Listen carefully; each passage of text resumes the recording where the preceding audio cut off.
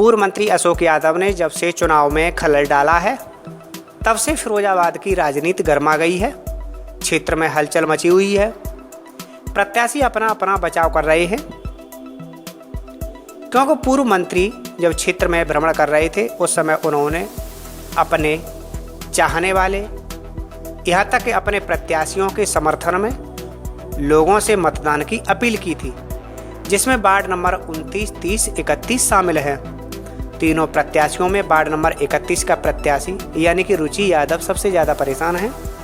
रुचि यादव के समर्थकों ने आज उरावर में कहा कि पूर्व मंत्री के साथ जो घटना घटी है उसका और उस घटना से उनका कोई सरोकार नहीं है। ग्रामीणों से रुचि यादव के पति राहुल यादव ने कहा, हम लोगों ने अभी तक ऐसी किसी भाषा का प्रयोग किया है जिसमें किसी का भी अपमान हो, उसके बावजूद भी कल उरावर के मौजूद बुजुर्ग इस बात को जानते हैं कि उसमें हमारा कोई लेना देना नहीं है। उसके बाद भी हमारी दूसरे परिवार की बिटिया की तरफ से ये कहा जा रहा है कि वो हमने किया है और हमने कराया है, और उसका वीडियो और ऑडियो मेरे मोबाइल में उपस्थित है। मैं उरावर के सभी लोगों को दे के जाऊंगा। जो मौके पर मौजूद बुजुर्ग थे उन लोगों ने ये बताया पत्रकारों को कि वास्तव में मंत्री जी की इसमें क्या गलती थी और सामने जिन्होंने किया उनकी क्या गलती थी। उस वीडियो में, ऑडियो में आप सुनेंगे। और उसके बाद उस बिटिया ने हमारे खिलाफ इतनी गंदी भाषा का प्रयोग किया कि हमारे अंश का वंश नहीं हो सकता वो, जो इतनी गैर मर्यादित भाषा का प्रयोग करे, अपने बुजुर्गों का मान भूल जाए। जो व्यक्ति अपने सगे परिवार वालों के खिलाफ इतना गंदा संदा बोल सकता है तो हम तो बहुत दूर की बात, आप तो बहुत दूर की बात हो जाती है। मैं अपने युवा भाइयों से कहना चाहता हूं, आपको अपनी चाणक्य की भूमिका निभानी होगी और सत्य और धर्म को जिताना होगा।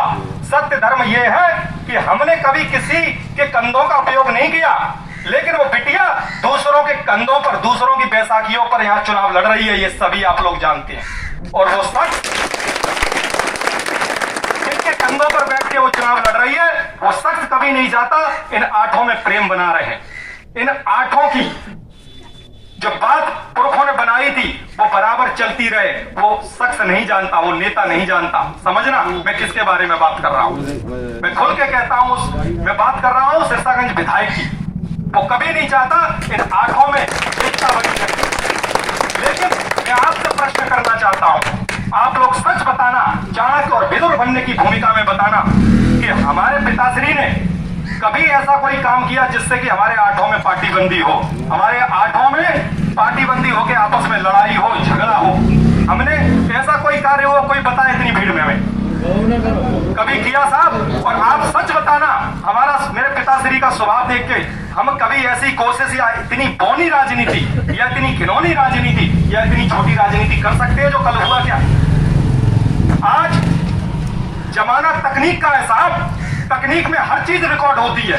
वीडियो भी रिकॉर्ड हुआ और पत्रकारों ने जो गांव के लोगों से बातचीत पूछी वो भी रिकॉर्ड हुई, और वो सब तक पहुंचेगी। और सुनकर आप लोगों की ये जिम्मेदारी है कि जन जन के प्रत्येक व्यक्ति को, अपने आदमी को ये सच बताना कि इसमें विजय सिंह ठेकेदार जी का कितना हाथ है और जो गंदगी फैला रहे हैं उनका कितना बड़ा हाथ है। मुझे कहना नहीं चाहिए। रामायण में जैसे मंथरा पैदा हुई थी, महाभारत में जैसे सुग्रीव पैदा हुआ था, वो भूमिका हमारी बिटिया और बहन निभा रही है। ये मेरे लिए बहुत ही अपमान की बात है। उसे तकनीक के जमाने में लोगों को बरगलाना नहीं चाहिए। दूध का दूध, पानी का पानी होके रहता है। रिकॉर्डिंग और वीडियो बदल नहीं सकते साहब। आपने जो कहा है वो आपको स्वीकार करना पड़ेगा। फिर भी मेरे कुछ भोले भाले, मैं अपने आठों में मेरे भोले भाले लोग हैं, उनसे जो कह दो वो मान लेते हैं। वो सबूत नहीं मांगते, वो पक्ष नहीं मांगते।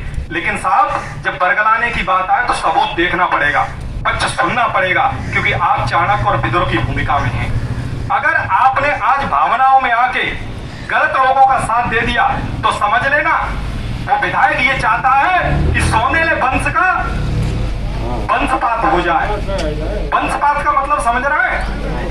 कोई भी ऐसा सक्षम व्यक्ति इस सोनेले खानदान में नहीं खड़ा रह जाए जो यहाँ की आवाज फिरोजाबाद और लखनऊ तक उठा सके। वो वंशपात करना चाहते हैं। आपने गर्भपात सुना होगा, मैं कहता हूं वो वंशपात करना चाहते हैं। चाहते हैं कि विजय सिंह ठेकेदार जी के ऊपर लांछन लगेगा और बिटिया जीत जाएगी और बिटिया को विधायक जी बेच लेंगे जिसको चाहेंगे उसको। राहुल यादव के बाद वहीं अपना पक्ष रखते हुए उनके पिता ठेकेदार विजय सिंह ने कहा, एक एक वोट उड़ावर का, एक एक पूरे मौजा का। मैं एक बात और कहना चाहता हूँ, नगला गुलाद में भी पढ़े लिखे और बुद्धिजीवी लोग हैं।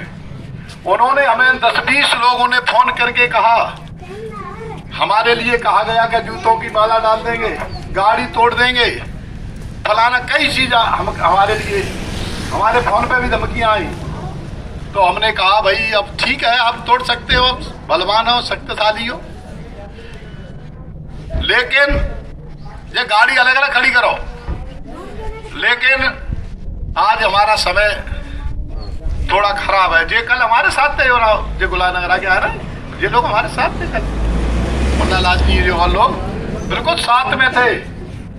और हम लोग गुलाब नगर से कई लोगों का, बुद्धिजीवियों का, बड़े बड़े लोगों के फोन आए कि हम तो विजेंद्र जानता है कि तेल है जी षड्यंत्र रचा जा रहा है, और 3-4 दिन से रचो जा रहा है, कहूँ कछू 3 षड्यंत्र रच चुके। एक बार मढ़वा में घेरे हुआ, दूसरे बार कोई बंदरवा और तीसरे बार लूटेवा।